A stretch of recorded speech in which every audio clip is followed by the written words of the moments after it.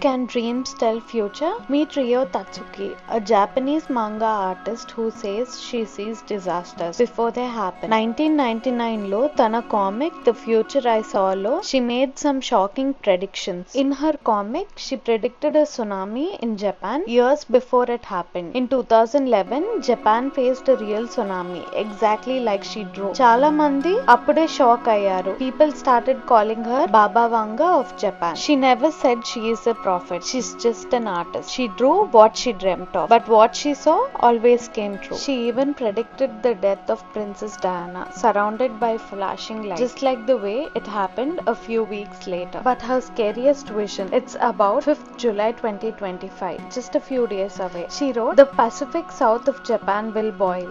A tsunami will come that's 3 times bigger than 2011. Tourists have already started cancelling their Japan trip. News channels, blogs, vlogs, Reddit, social media.